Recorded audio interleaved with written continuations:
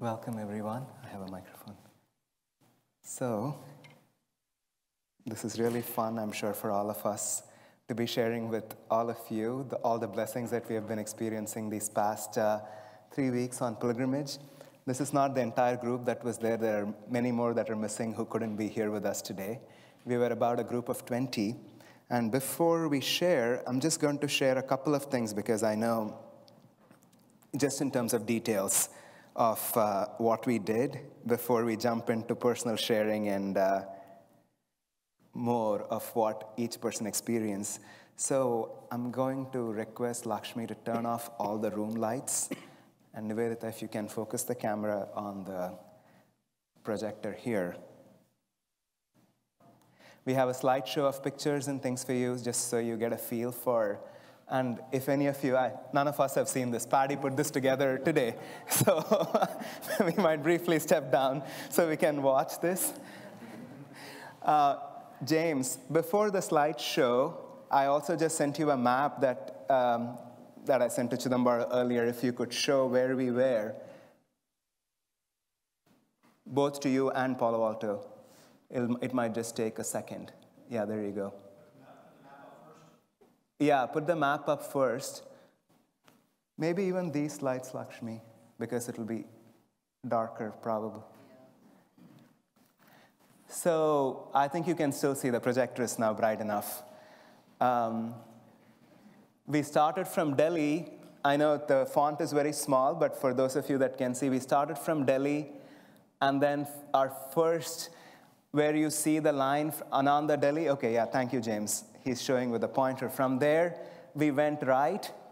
On that road, it took us about a day to that place called Naukuchia Tal. It's just a lake, a high-altitude lake where we just stayed overnight.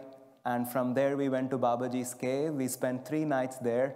From there, we went up the mountains, stopping at Joshimath, where we visited some temples. And then we went to Badrinath. We spent a couple of days there. And then we got down the mountains. It takes about a couple of days. And from there, we came to the place called Anand Lok, which is about an hour north of Rishikesh. We spent 3 days there by the Ganges. It's a very secluded retreat property and just in nature, extremely beautiful. And then we spent a day in Haridwar, visiting again some holy sites there.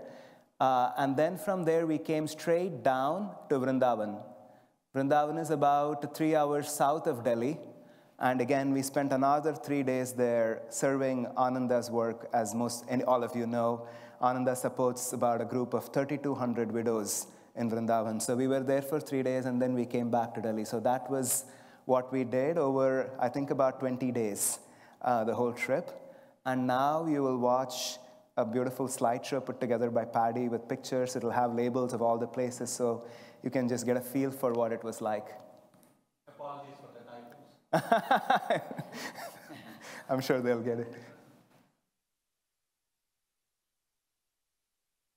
James, there is an audio if you can also turn on. So a group of us also spent a week in Kolkata. I didn't mention that. That was not part of the larger pilgrimage.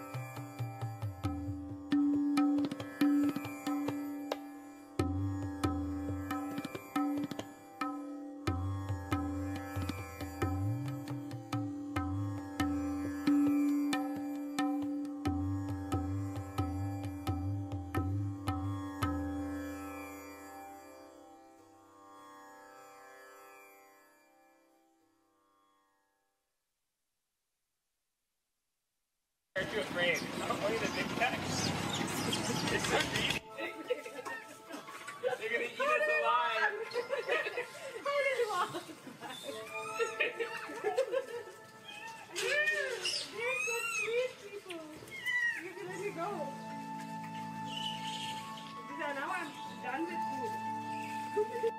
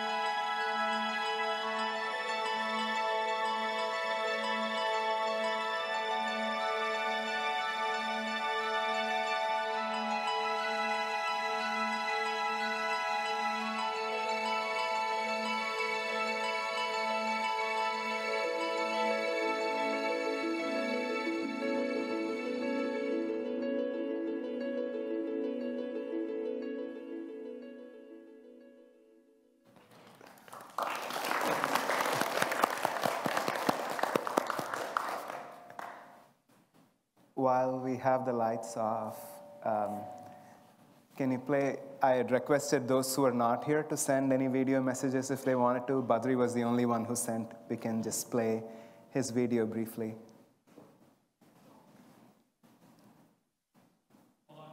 Yeah, take your time.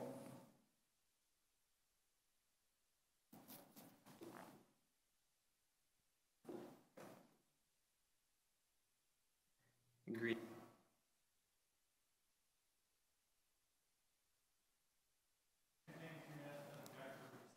Yeah, sure. Can you all believe we were all there just 2 weeks ago?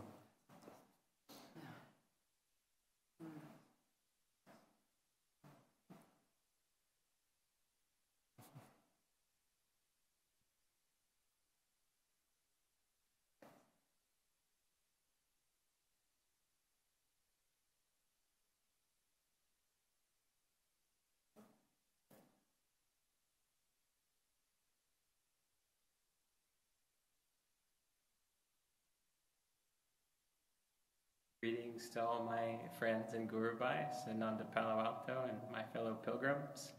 I'm sending this to you Sunday evening and have actually just finished up a satsang for our Ananda Portland community here in Beaverton. We had a lovely meal together and I showed 100 or so slides from our recent trip. And as I know that my fellow pilgrims there will be sharing a great deal of our inspiration and experiences that we all shared individually and collectively, I'll just try to sum up my own small part that I can offer in just 2 or 3 salient thoughts that strike me in the moment. You know, first and foremost, the experience of India, having been there just once before, and for so many of you that have been there, have even grown up there, or perhaps have never been there, but being the country of our Guru, and in some ways of our path, of Sanatan Dharma, of the great ones, the devotion is so striking there, and the experience of God so real and alive, that it's, I think, rare to experience it nationally, if it can even be identified with any country geographically, but perhaps, you know, anywhere on earth. And so just the power of God, of Guru, and the living presence of what we might call religion or Sanatan Dharma, and just to imbibe that from our travels together, and coming alive through all of the sacred experiences that we shared. And secondly, you know, the power of traveling with Ananda pilgrims and pilgrimage together, led by Sai Ganesh, but led by the masters, you know, through Sai Ganesh, through all of us, a group of Kriyabans to be traveling like that, the devotion, the grace, I think, the intention, it has a tremendous power to it. And whatever small part of that we can experience is really profound, I think, and really special. So even though in certain cases one might be fortunate enough to have a trip like this more than once, it's really a once in a lifetime, perhaps in many, many lifetimes experience to have this opportunity like this, to go on pilgrimage. And then lastly, again, in the interest of brevity, and perhaps most importantly, it's just the power of the great ones, of Master, of Babaji. They are in charge of our lives. They're in charge of Ananda, and that's what it's all about, to spend a few weeks focused on Master and Babaji, traveling, you know, in meditation and satsang and service, just one-pointedly as much as possible, focused on that reality, just drives it home that irrespective of our location on this planet, on what our little, you know, plot of duties or responsibilities or our life, you know, circumstances and karma, whatever all the details may be, we share the common goal and the common ground that Master and Babaji are in the driving the chariot of our lives, of our hearts, and that's the one only thing that's going on. And so just to have tremendous gratitude and to celebrate that we have their love and their grace and guidance in our lives. So many blessings to you all from Babaji and the great ones from Portland to India to California and beyond. Jai Guru and Jai Babaji.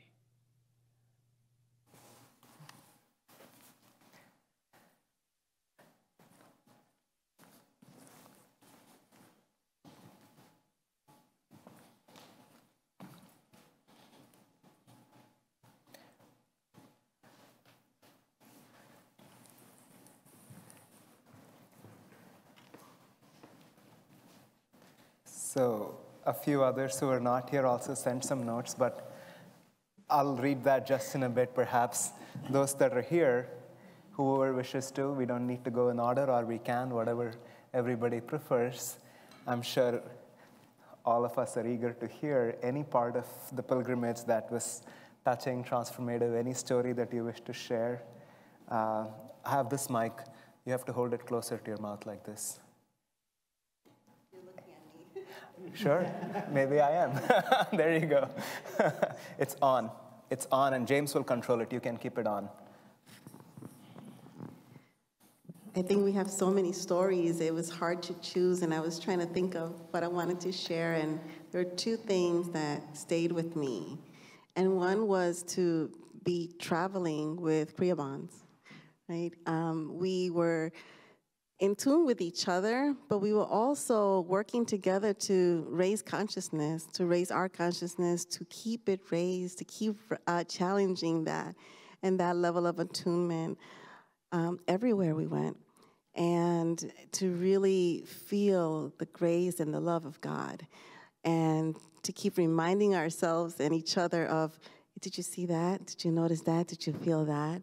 It was so beautiful, and so many times brought tears to my eyes. We were together in a place where everything was God-centered. There was a constant reminder, and I'll share a very brief story. So I was not one of the best hikers, and sometimes I fell a little behind. And at one point I was like, wow, I'm not sure I can go anymore. And I looked, and right there in the middle of the mountain was a little picture of Krishna. Just a little picture, and it just reminded me of why I was there. And then I had more energy, and I kept going. And so being in a country where you saw it on the buses, you saw it on the sidewalks and the entrance to people's homes, the way the animals are being taken care of, the wild boars that walk right by you, the bulls, the cows, the monkeys, the donkeys. I mean, it was just such love the way it was happening. And then the duality of seeing a God-centered nation, a God-centered people, and then we noticed other things that can easily bring down the spirit, but it didn't, because we saw devotion, and we saw love, and we saw this constant work towards a higher vibration. It took my breath away, and I can only speak for myself, but I did come back, but I'm not the same person that left.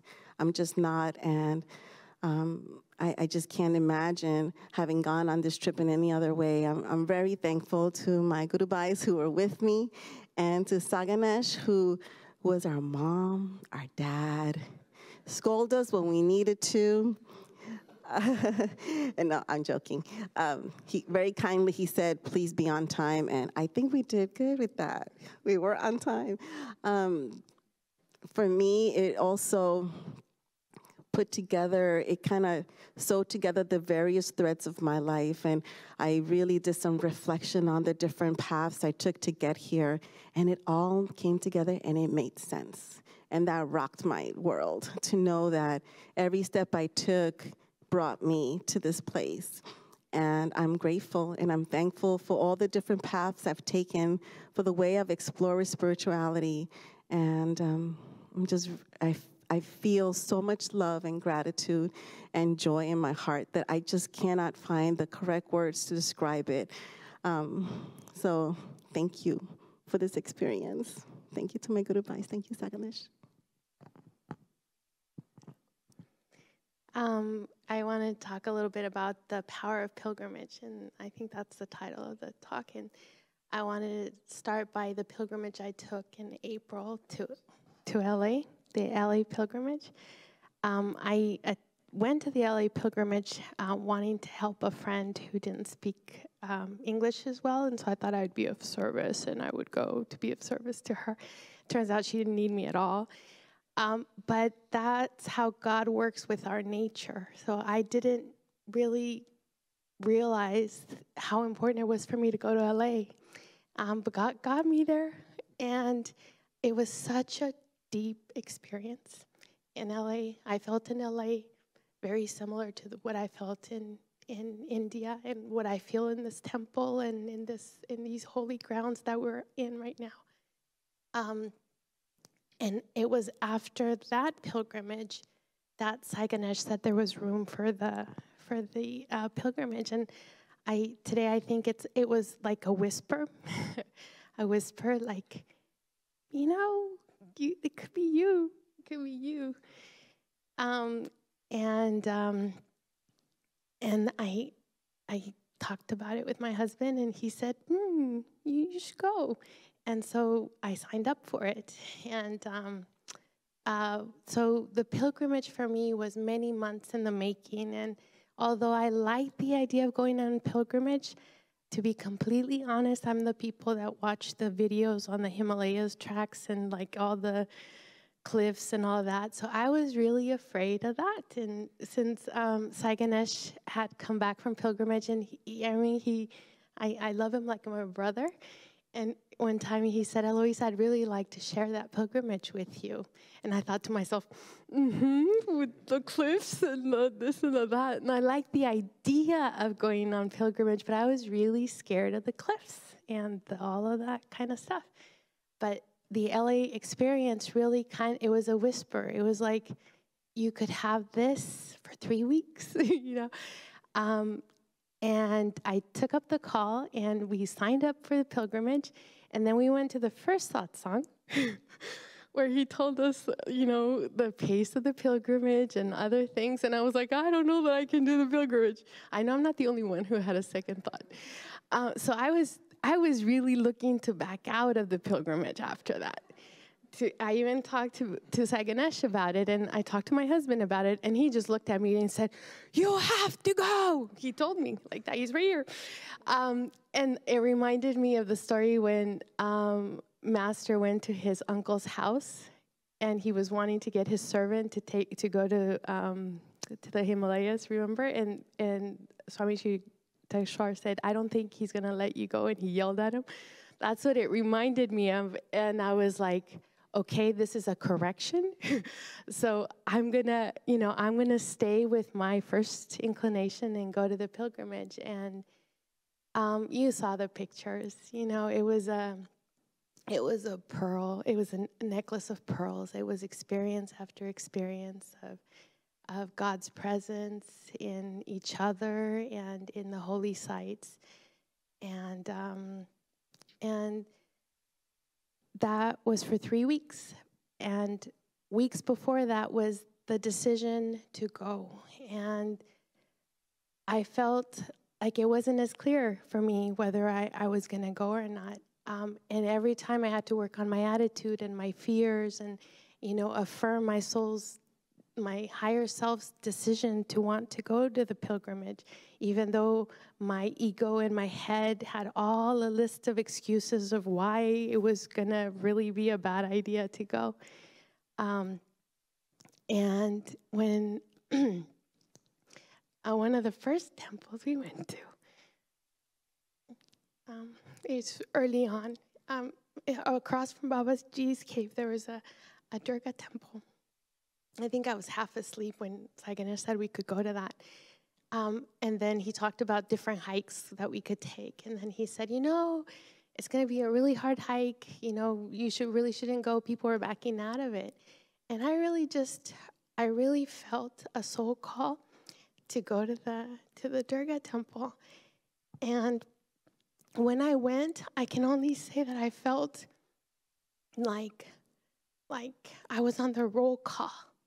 You know, like it was written in the ether that I would be in India, and that going to that temple and feeling God's presence there was the reason I went.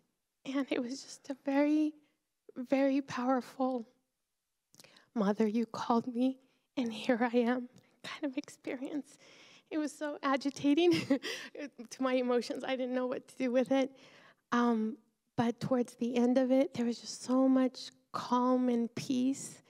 And I remember telling Sai Ganesh, this is why I came.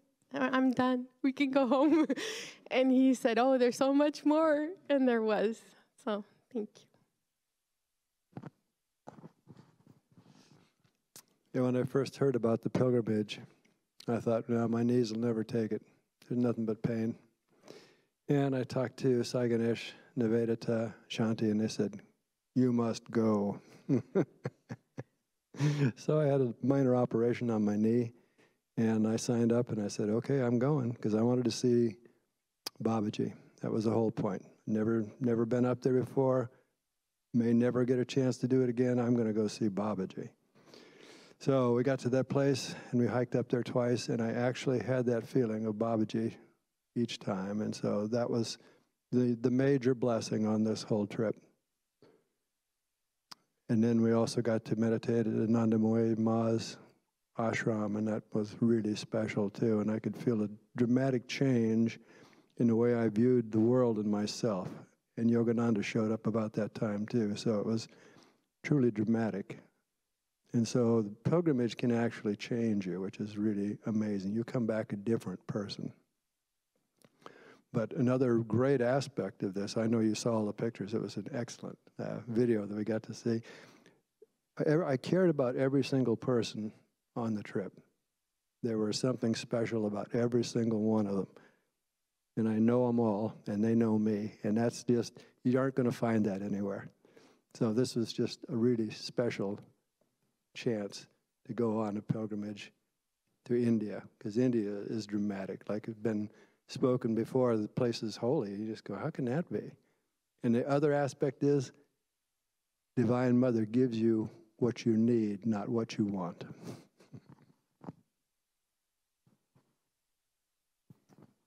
Oh, it's nice to be here tonight. I'm fresh. I still smell like India. If you want to get a whiff, you can come up and get a whiff of India. It smells delicious. Yeah, there's so much to say. So just two very quick things. I remember toward the end of the pilgrimage, I was with Atma Jyoti, and she said to me, she said, "Oh my gosh, my step counter on her watch or whatever device she has. Wow, I just went over 10,000 steps. She said, we just went over 10,000 steps." And I remember, I think we were in a tuk-tuk when she mentioned this, it's wherever we were. And I remember thinking, I felt like all we did was sit down most of the trip. So I was thinking, gosh, we took 10,000 steps today? But then that got me thinking, after that, I think that one of the things that this pilgrimage helped me learn, which I think we all can take away, is which Swamiji has always emphasized, which that pilgrimage is really, it's the outer form of the true pilgrimage, the inner pilgrimage back home to God. And I think that this trip taught me more about the essence and the nature of the importance of putting out energy in seeking God. Of course, it reflects also the Guru's grace and how there's such an abundance of grace, whether we see it or not, it's always there. But also, we know that we have our chunk of the pie, the 25% in the formula Guruji gave us. So I learned so much about how that to find God, we have to put out a lot of energy. And just like the step counter, I realized that, we take one step, God takes 10 steps to us, Guruji said. So I think this pilgrimage helped me not just want to put out more energy, but to do it in the right spirit, with the right attitude. And in addition to that, I had, after the pilgrimage, we completed the pilgrimage, we all came back to Delhi, and then majority of everyone went back to the US. But a few of us stayed on in India in our own little paths. I went on to Pune and then Chennai. And I noticed a big difference when I got to the Delhi airport, and I was with Venkat and Chantala, and we were like the last three that we were together, and then we said goodbye to each other. And then it was like, vroom. I could feel this gigantic shift of energy that, of course, the masters are with me, but I felt this, I was missing this power, this energy that was present throughout the month that we were together.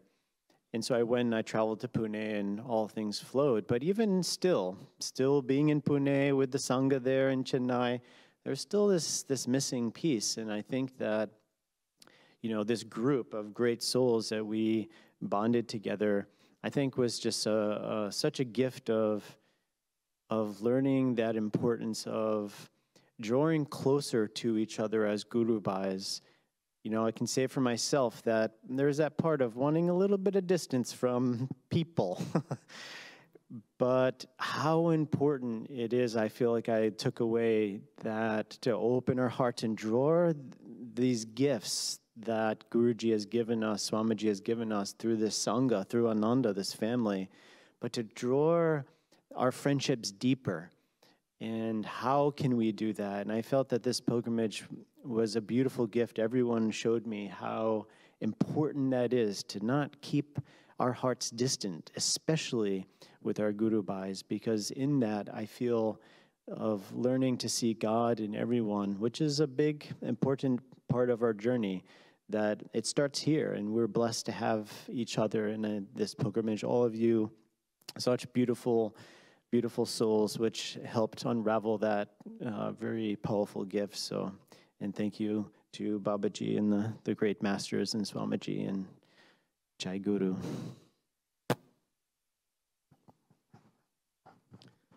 You guys probably remember the story of Nayaswami Jaya giving some kind of lecture or satsang in India, and somebody had asked him what his spiritual powers, if he had gained any spiritual powers from his life on the path and following our line of masters. And after some thought, gave the unexpected answer to this gentleman who asked, but he said he had the power to choose happiness, and that he didn't always exercise that power, but he did recognize that that power existed within him to choose to be happy at any moment.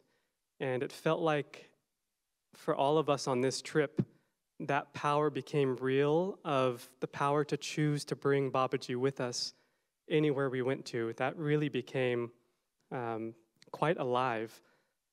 One of the first places we stopped at, I think the first day on our trip to the mountains, to the Himalayas, was Neem Karoli Baba's.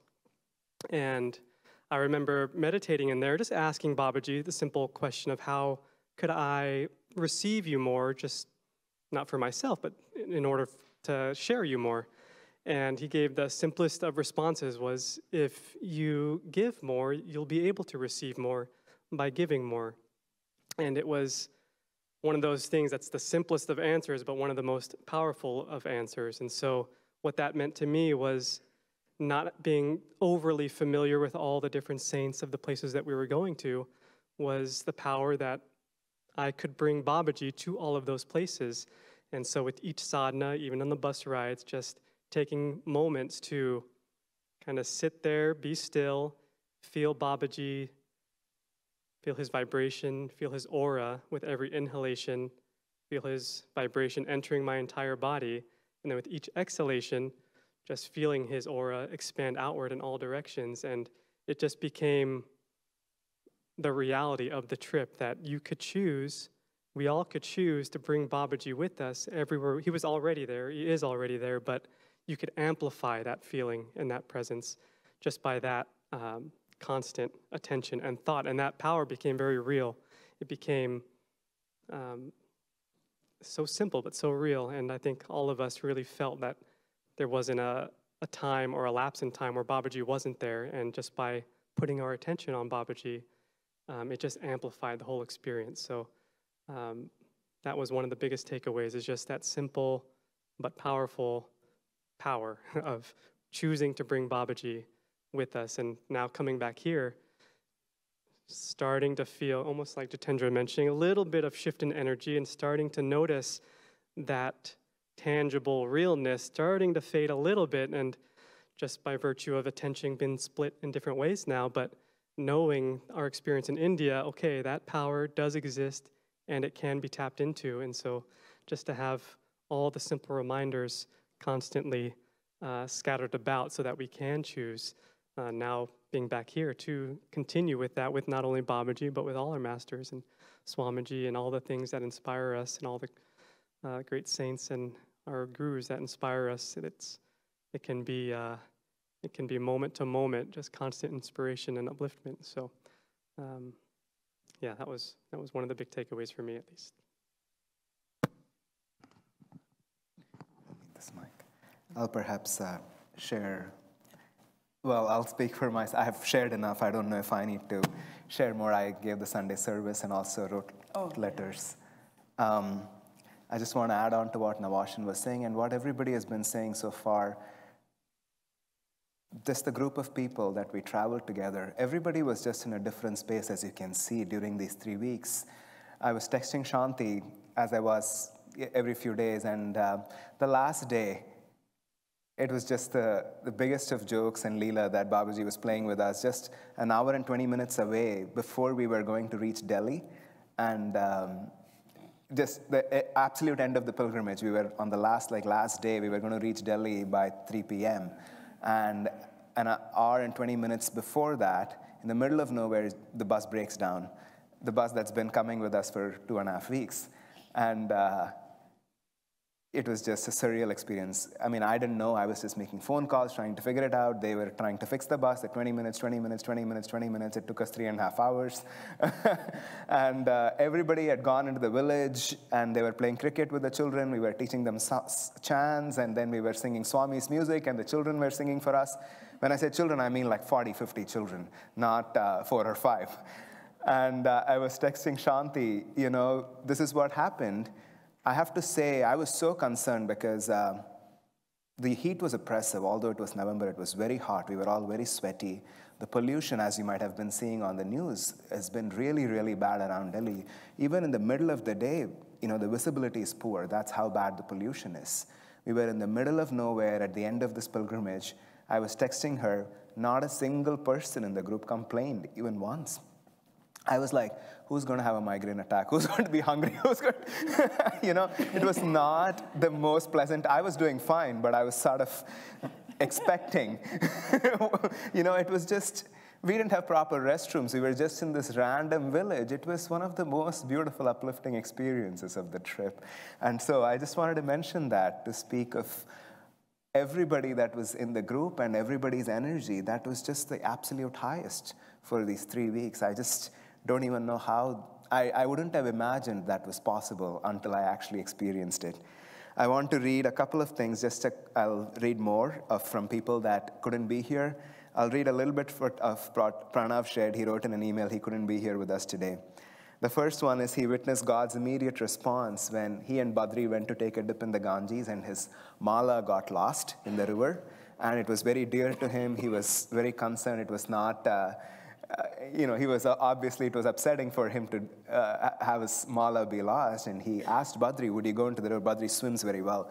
Would you look for it? And Badri immediately prayed to Master. And the river is not clear. It's muddy. It's deep. It's not easy. And Badri prayed to Master to retrieve the mala, and Pranav said immediately Badri went in and he came back out with the mala from the bottom of the river. It was a very powerful, the experience left me stunned, as I had last hope with the water being deep and muddy. Such was the power. And the other thing, a very personal sharing on his side, he wanted to share this, so I'm sharing on his behalf. He returned, we all returned. He had been in India for over a month because he was also with us in Kolkata and visiting his home before that. When he returned back to work on Monday, he was discharged from his duties. It was not expected. The first meeting that he had with his manager on Monday was just that. Obviously, it was pretty shocking for him. So here he's sharing, during my pilgrimage, I shared my realization in the Delhi sharing circle at the end of it, that whatever God gives is for good. And now the twist came when I returned to work this past Monday. My employers discharged me from my role.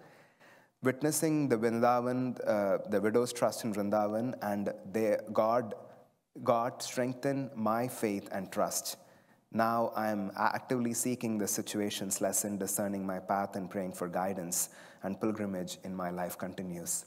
It was, they were sharing in Vrindavan of how the widows come to Vrindavan because just as Master in the AY, they just always have faith that Krishna will take care of them. So that's what he was sharing. And let me share one more before I pass on the mic from someone else. I'll actually share later. There are a couple of more that wrote to me, but why don't you go?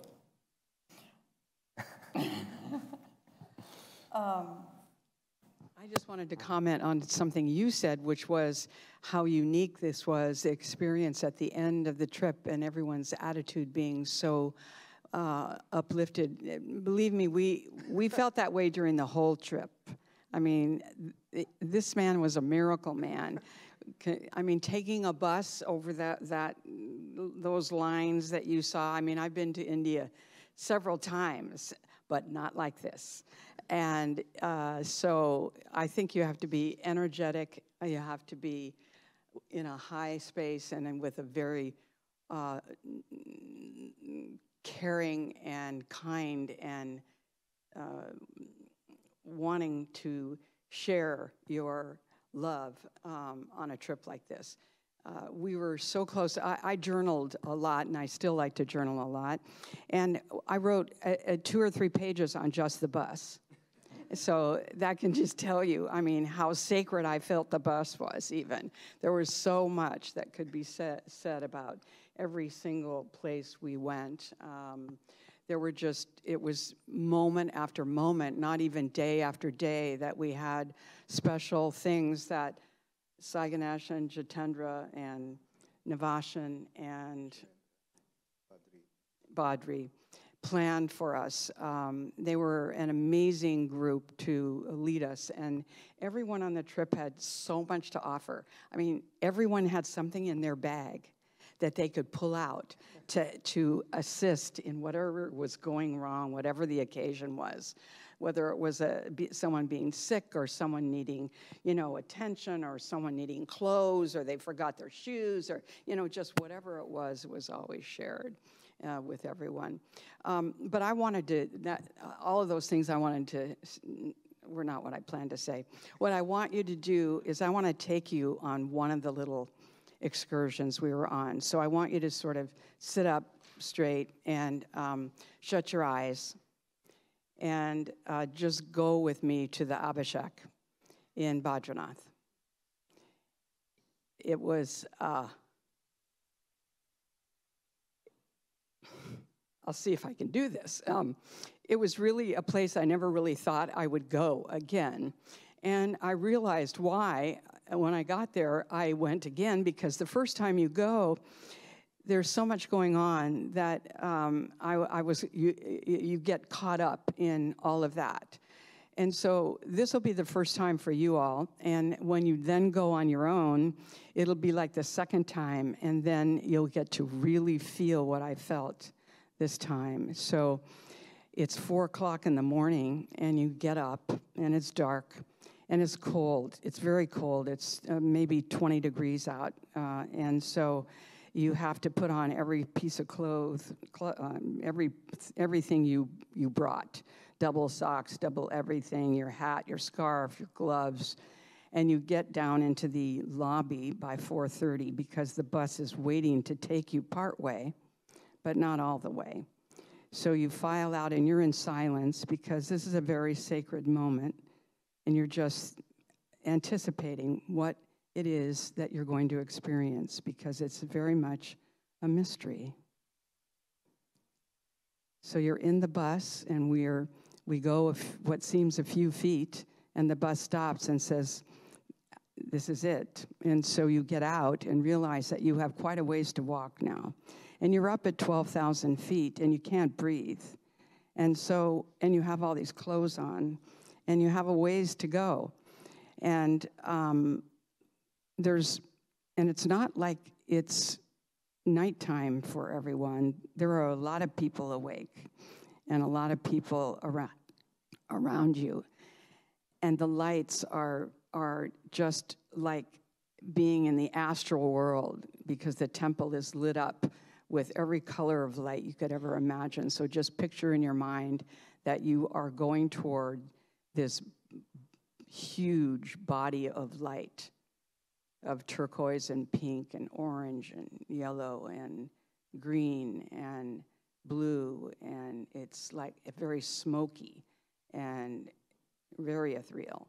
And so you're following your gurubais, and we're single filing and trying to keep up, and I'm always trying to keep up with this group. And but we made it, and we got to the steps, and the steps are full of people. This is 4:30 a.m., and there's a huge open space It's like a window that's looking into the temple, and people are standing at that spot. But we're not going there. We're going around the temple, and you have to be careful because there's ruts and rocks and puddles and all kinds of things going on. And we're going down this little narrow street because we're going to leave our shoes in this little tiny shop.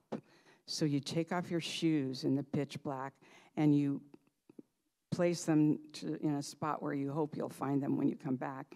And you follow then the leader out to the temple itself.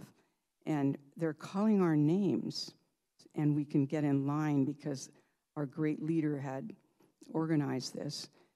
And it seems so strange to hear your name called on top of the mountain in Badrinath at the door of this temple. It was like so unreal. And your name is called, which means you have a spot. So the door opens, and you step inside, and it's a tiny room about the size of our foyer. And about 150 to 200 people are going to be in there momentarily. So we filed in quite in the front, and I went and sat in the back, and thanks to Navash and I had something to sit on. And the idea is you sit cross-legged as close to the front as possible because that's where the opening is and where Lord Narayan is. And he is sitting there, his black self, the Murti, undressed and unadorned.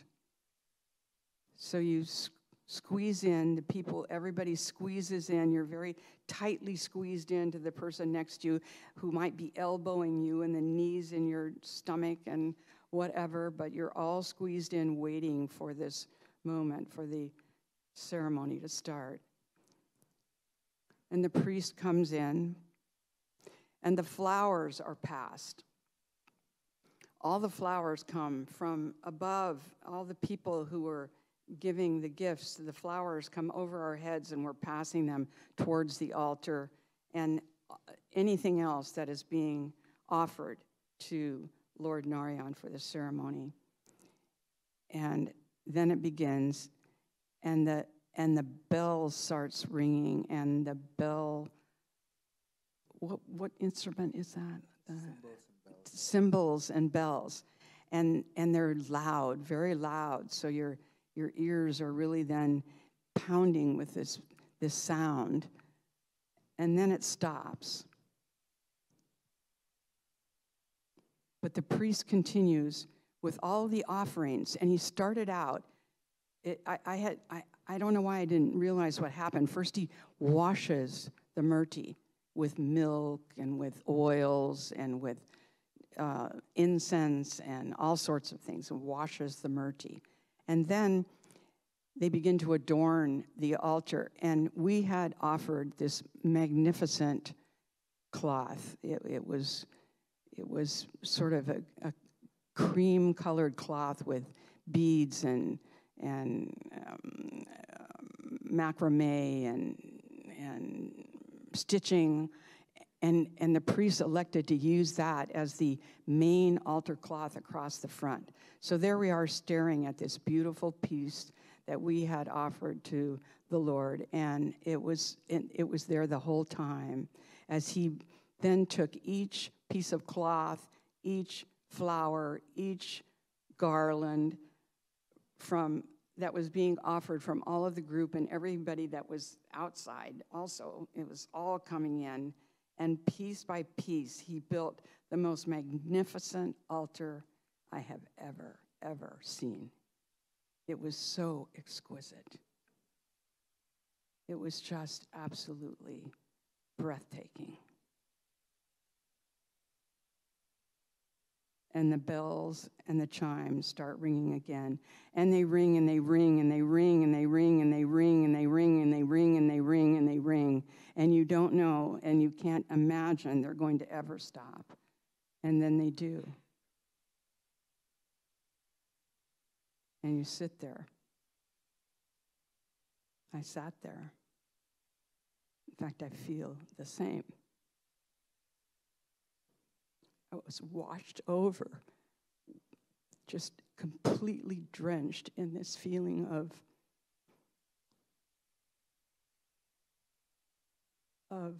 an amazing, extraordinary experience. And I was sobbing, and Atman was beside me sobbing, and we were just, it was so extremely moving. And I realized, and actually I'm sorry to say I didn't realize it at the time, but I realized it later that what that feeling was love, was just a huge, bursting feeling of love, of being loved by Babaji, by God, by Divine Mother. It was extraordinary.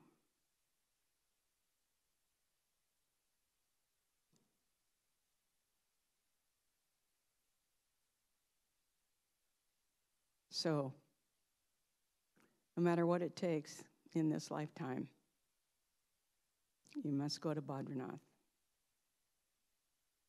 It will be your second time.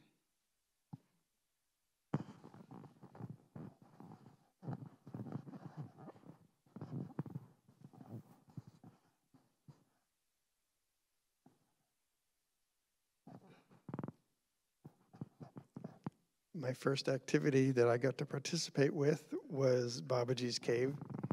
It was also my last.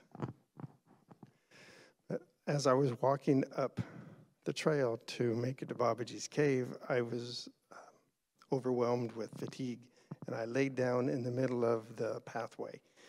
I took pictures of my feet so that if I died from exhaustion, they could open up my camera and see what I saw for the very last view, which was a beautiful view of the countryside. But I sat there for about 20 minutes, and then I get up and I continue walking, and I look up, and I was 3 feet away from the cave, and I didn't even know it. And so there was Badri sitting there meditating, and Teal and Chidambar were inside, and the air was so still that I couldn't laugh, even though I wanted to, because it was so silly. I was thinking I was going to die there in the middle of the trail, and I was already there. And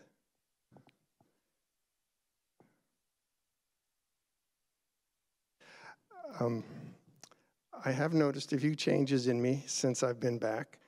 My handwriting is almost beautiful, where usually it's like kitchen scratch. And I've been a lot more relaxed. I think that's my only story for now.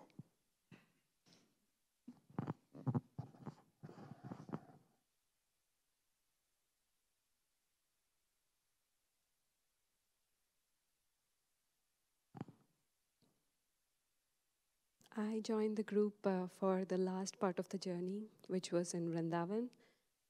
And the bus stopped in the middle of a highway to pick me up. And it was just running around and finding some way to come and find the bus. And I saw Sai Ganesh and I saw the rest of the group, and it felt like, oh, I'm back, I'm home. And pilgrimage already started there in the middle of the highway. I didn't need to go anywhere. And when we reached Vrindavan, and then just the 3 days that we spent there, I have not experienced devotion like that anywhere in the world. I have lived in India for a long time. I've been to many places. Possibly it's also because now I'm open, much more open to see it, that I'm experiencing it. But I could feel devotion in every inch of the ground. It was not just with people, it was just everywhere. And it was not just in a temple or not at a particular time. Early morning at 4 a.m. or late night at 11 p.m., people are just, I don't know what's the English word for it, but they are lying down on the floor and getting up and lying down on the floor and getting up and lying down. They're like, there is God that has walked on these streets. So they are, everyone is revering even the dirt on the floor as if there is God right there. And I could just feel the expression of devotion. It was not just internal. Everyone was so free to express it. It was just very moving and wonderful. A few of us went to one of the really, really famous and crowded temples in Vrindavan. It was like the ocean of people. There was no space. There was hardly any space to even fit half of me. But people were just going on a wave, like you were in the ocean. And initially it felt like, oh, physically we are just pushing and moving. But as we were moving closer, and somehow this sense of devotion I could feel, and there was a moment where there was no separation between me and the rest of us and God. It was just all of us. There was nobody was asking for anything particularly. Like there was a woman who was next to me at some spot, and she was just holding some sweets in her hand, and she was just telling, Lord, eat the sweet. Lord, eat the sweet. That's all. Because she couldn't get all the way to the front to offer the sweet. So it was just pure love. Nobody was asking for anything. They were just expressing their love, and they were just bathed in it. I had not seen devotion like that before, where you're just showing, you're just giving yourself so completely. And then at the Yogananda Trust with the mothers, it was just a very, very deep and moving experience to see so much love between the mothers and the staff and all of us. It felt like we were not meeting for the first time. Everyone kind of knew one another. Everyone was hugging. And we didn't know the language of the mothers. They were trying to say things, and people were talking in English, people were talking in Hindi, people were talking in Bengali, and there was no need for language. There was just expression, and people were just holding hands that were so wrinkled and so small that you could see what human body goes through, but the love and joy was same across languages, across ages. And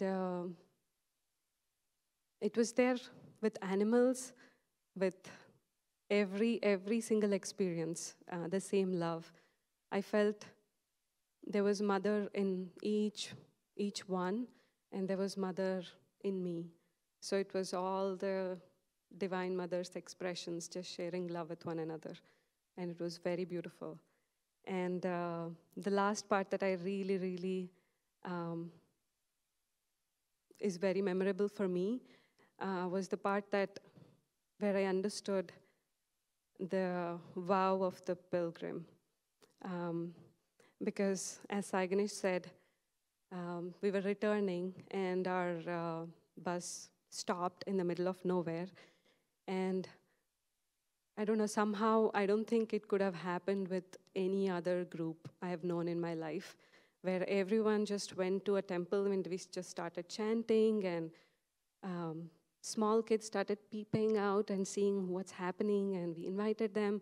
Those kids brought more kids, and they brought more adults. Like the whole village was there, and we were chanting. And I think it was God's love and God's energy and Master's energy that we brought together as a group. That was the real pilgrimage.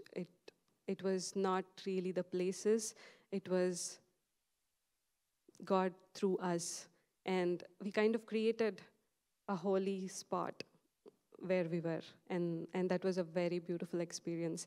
And that helped me understand now why we take the vow of the pilgrim.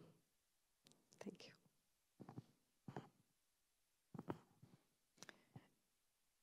So I know a lot of people have commented on this, but I just have to say that Sai Ganesh was so amazing. Literally, we all had something that went wrong or something, we got sick and, you know, all those things happened. And he was the only person I did not hear. He never said one negative word. He took care of all of us, and I was just so inspired by him. And just the amount of planning he must have done, like, just, it blew my mind. So anyway, I turned 36 this year, which I know is an auspicious number. But I kind of set out on this path earlier this year to be completely okay on my own. And I had no desire to go to India at all. But for some reason, I think Sai Ganesh mentioned there was a spot, and nobody else even mentioned it to me, but for some reason my mind was just like, I need to do that. I didn't know how I was going to make it happen, but it worked out, and I can definitely see why. But I kind of started out the trip a little bit in a somber state because a lot of things had happened, and I just kind of I wasn't even worried about India because I was thinking about so many other things. So I was a little bit quiet, I think, at the beginning, and I still really felt that inner devotion, and I really had such a great time. Like, there was no negative feeling there. It was just more that I was very inner. But then when we got to Vrindavan, as Shantala was just talking about, I just, especially with the woman who manages the Yogananda Charitable Trust there, just this extreme heart energy. Like, it was just so obvious. It was expansive, and it felt like it blew my heart open. And I just started feeling so joyful. And I have volunteered a lot in my life, and I know serving people really does create that joy for me, but this was at that times like 10,000, and also with the animals and feeding the monkeys. They were reaching up for little crackers. It was so cute. And then I talked to Patty on Sunday, just at Sunday service, and he said, I was sitting behind you on the bus, and I just felt your joy and your happiness. He was like, you saw some sheep out the window, and he just felt my joy. So I was like, well, I felt it too, but it's amazing you noticed that. But yeah, so there's a lot of things that have also happened even since I got back that could have normally really been terrifying or upsetting. But I came to the conclusion just yesterday that healing is magical, and this whole trip was obviously a part of that. And it just feels completely magical.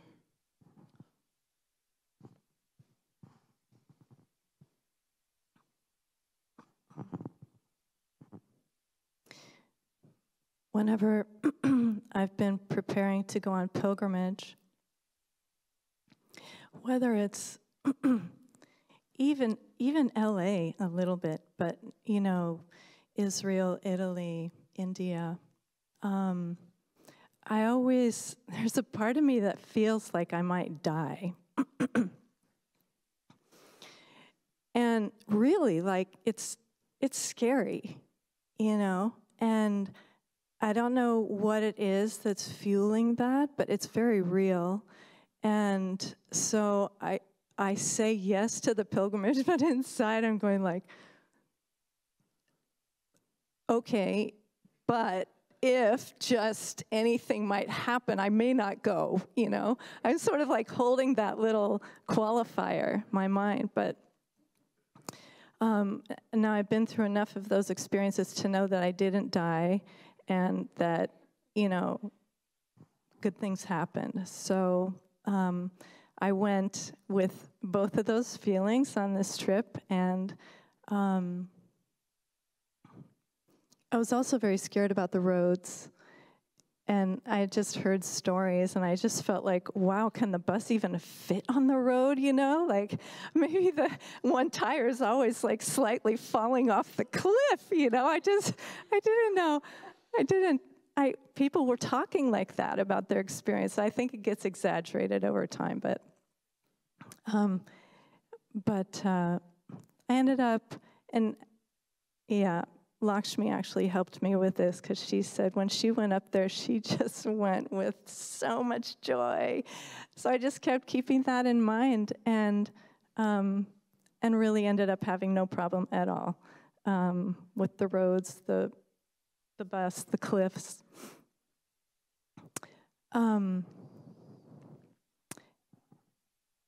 Diana, when she was here last, in a satsang that she gave, she said that her time in Italy gave her heart, and her time in India gave her depth. And I feel like this trip provided spiritual depth for all of us and for all of you, for all of our community and congregation, because this little group is just a subset of all of us, just a seed, that gets to sprout among us. And I really appreciated this time. This is just the second time I've been to India. But I really appreciated this time, how deep is the spiritual vibration of India, and how much it helps us spiritually so easily. Just, any intention you're going with just gets answered, gets a magical showering of divine light, and spiritual, long-held spiritual questions get answered. And I feel coming back that I feel different. I'm really grateful. I don't know how it happened, because along the trip, there was so much that we did. Our itinerary was so full, and the slideshow really helped me remember, wow, yeah, it really was full. And it was deep. There were a lot of beautiful experiences meditating in caves where, like the Brigu cave, just, it just was one that we picked. But the vibration was so sweet, so like deeply sweet spiritual energy, and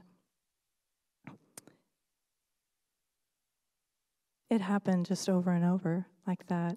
So where was I going with that? Can't remember. But I feel, oh yeah, I didn't know it was happening while it was happening. So when we came back, we had Atmajoti and I had planned some days of seclusion. I'm really glad we did that. It was a wonderful way to just let the experience really settle in.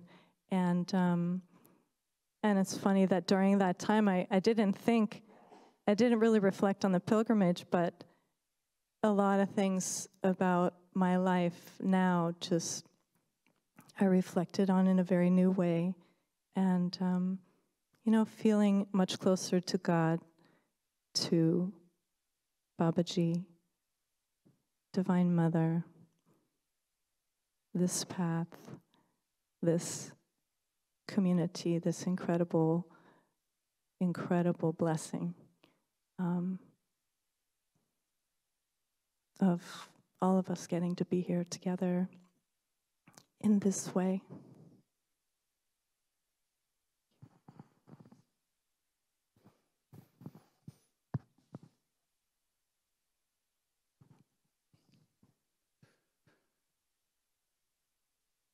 I briefly want to take a moment with each of the persons here before I address you. I hope you would forgive me for that. Just one moment, because everybody said something. So, Evelyn, on, the God's calling to you, when I was watching you on Dunagiri, Eloisa, when you were being baptized right at the Prayaga, I know you didn't mention that, but I know you had other experiences, but to me, you going backwards right at the confluence of those two rivers, I can say you were in River Jordan and the Spirit was above you. And Chidambar, our moment when at Babaji's cave, when I got down, ask and you shall get it. I did summon the Spirit, you know that. You were baptized on that. So loved being that moment with you. Jitendra, you and I right there, the symbol, the manifestation of the God is Om, you and I saw on Lord Badri. That's a forever experience. It's an ancestral karma that you and I shared together. Such a beautiful one. Nawashen, you know, when we were with actually in Anandalok, right? Like, I mean, probably you may not remember this, but, you know, when we were actually near the tour, right? Like, I mean, essentially you were with Eric, obviously I was connecting with you and you were saying, I knew that. And I was like, yeah, we both were one at that particular moment of time. Sai Ganesh, you know this. I came and hugged you right after the Abhishekam, so I don't need to say about that. That Abhishekam was 1 year's worth. He started this pilgrimage right here in this church. So my pilgrimage started last time, and he started with Shanti and Lakshmi. Atma Jyoti, that carpet was meant for you. Babaji just held me as a steward. So until you actually told that, it was a heavy burden. And I'm glad to be a vehicle of Babaji's message to you. Dhananjay, you were reading the Gita right in front of Babaji's cave. I know you were talking about whatever experience. The dog was right next to you. You were actually caressing the dog while reading, I don't know which verse. That was a beautiful moment of the Gita right in front of Babaji's cave. That's what I saw. I don't know what you saw. I thought it was a beautiful thing, reading the Gita in front of Babaji's cave. Shantala, I didn't know how you made through Banki Bihari. I know that moment. I felt sorry. I was like, even though I shouldn't be putting you through this, there was a women's line. I put you through that. But then, you know what? Exactly the moment you said, you are not your gender. We are a soul. That's what I meant when we both went to Banki Bihari. Teal, you know this, right? Right behind you in my bus. I didn't know about the clouded part. I could feel your energy. You wanted to call your mom is what I felt like, right? Like, you felt the need for your mom right next to the bus in that particular moment. Don't ask me what. That's what I felt, and that's what I shared. Kamala Devi, when we both were here on Lord Narasimha at Joshi Math, we could feel the energy of that yantra. And, poor Pranav was looking inside. There is something in here. And we both were like, this is, epicenter of Divine Mother's energy, which we could share. And there are so many other moments. Rita is not here. Rita, Eric, and Nayantara, who were there, were coming down Babaji's cave, and they got lost. And I was like, suddenly something called me behind. I felt like a shepherd who doesn't have something. I'm like, you guys go ahead.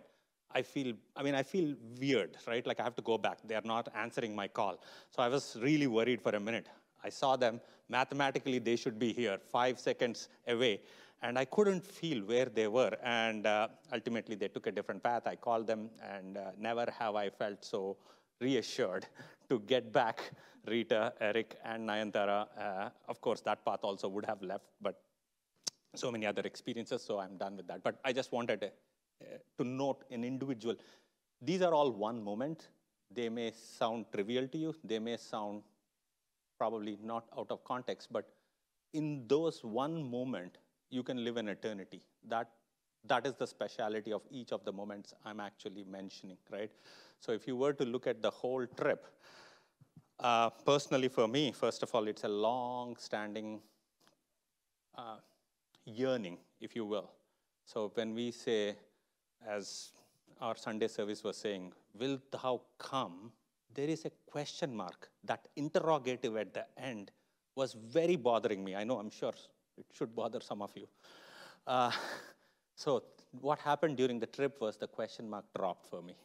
Right at the moment, thank you, Atma Jyoti, for such a fantastic reliving of the experience in the middle of Babaji's presence, or as we call Lord Badrinath's presence. That was a magical moment. Everything she said, I was one with her. I know exactly.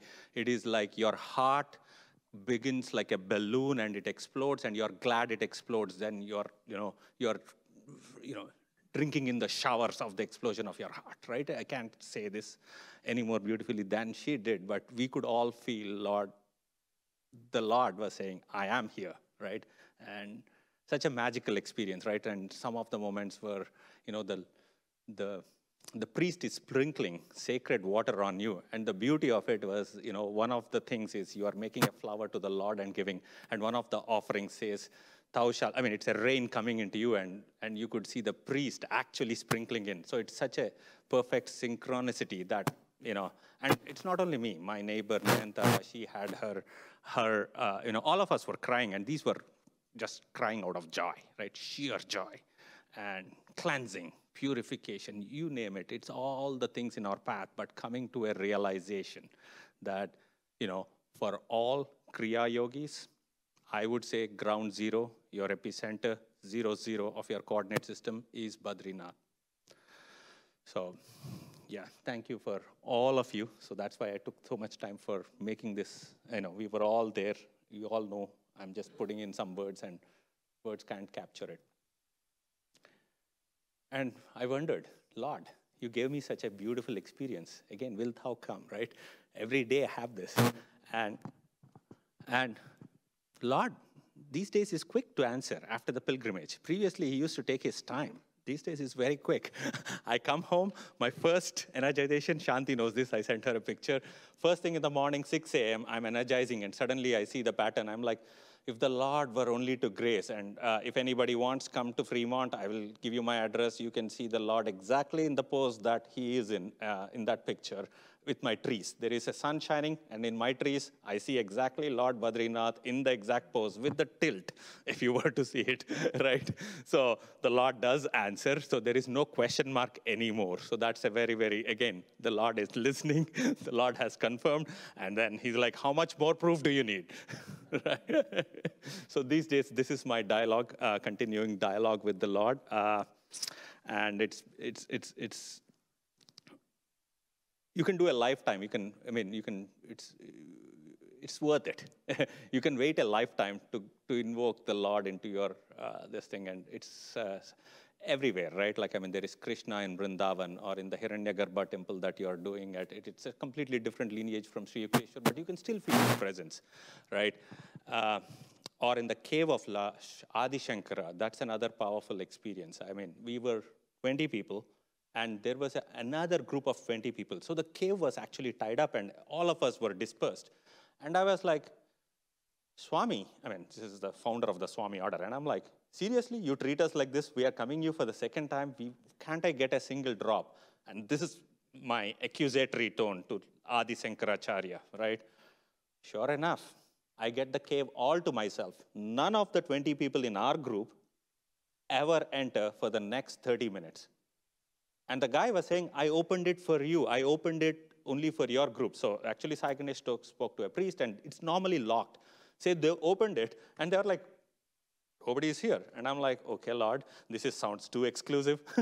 So anyway, so there are so many such experiences. I can go on and keep you all long night, but hope that suffices to give you a flavor. The point of travel is to come and look at home with new eyes. So yes, the Sunday service was the same. Church might be the same. My eyes are new. I'm going to briefly read just a couple of more notes from people that are not here. This is from Alisa. I'm going to read a part of her note, just in interest of brevity. Profound experiences are not always how people imagine them to be. I did not have mystical experience or lights or rainbows, but I did have transformational ones. A kind shopkeeper reached out through our language barrier when I was alone in Joshimath and guided me directly to a bathroom, which may have been his residence, seconds before I would have had significant negative effects from the antibiotics I was on. Not sexy, I know, but honestly, to me, it was a true miracle. The timing. The lesson was to call out, and you'll find your needs are met, and you're always protected. I'll read a last part of her email. She sent a lot of photos too. I don't know how I was going to share it, but anyway. The final miracle is with my brother. He's dying of cancer, and when I left, I told him it would be good if he did not die while I was gone. It was lighthearted banter, but he literally held out until I returned. I was tired and still battling a cold, so I just got up here this weekend and ended up taking him to the ER. She's right there now with her brother. I think he's in Iowa, somewhere in very remote parts of Iowa. Had he been this severe, I likely would have forfeited my trip and not gone on the pilgrimage. You can't have someone who is that critical. It just cannot be done. So, just the timing. He literally has a very short time left, maybe days. So I'm glad I'm here with him, and the outcome will be more peaceful for the both of us. Just a miracle. So I cannot open Eric's email, so James is going to briefly read what Eric wrote. I cannot open that file on my phone. Okay, but I'm not coming up there to be on camera. It's easier for me to be back here. The pilgrimage turned out more wonderful than expected. I had anticipated long inward seclusion times punctuated by visits to holy sites. Instead, it was rapid-fire visits to sites, long bumpy bus rides, sleep deprivation, walking through chaotic crowds, and getting to group sadhanas on time. For the first few days, I bemoaned this turn of expectations, but after accepting that God knows what's best and letting whatever happen flow, it became, as Evelyn articulated during a sharing, an experience of God loving God. Each of us helping each other and engaging joyfully with whoever we met. Seeing the staff interact with the widowed mothers was especially poignant. Inwardly, during a meditation sitting by a Ganges tributary, I was love-breathing, sharing love with God with every breath, when all of a sudden it shifted from my loving God to God loving God with each breath. Each exhale became a spark of ecstasy. This went on for a few minutes. Then I thought about breakfast and started to shift back to normal. I caught this and let the breakfast thoughts go and went back to God loving God. This happened a few times as random thoughts came up and I let them go.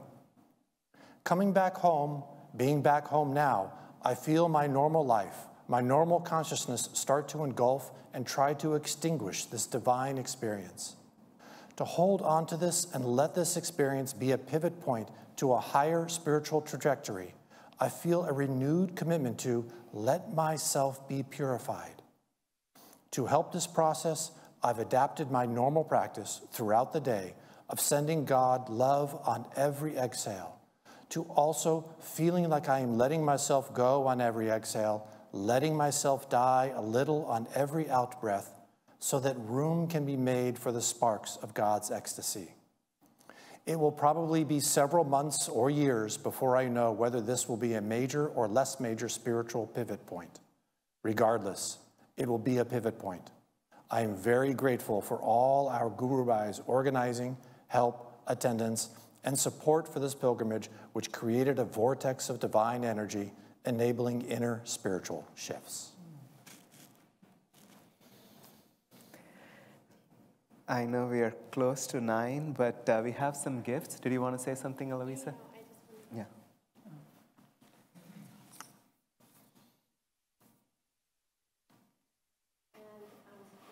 It is on, I think. It is.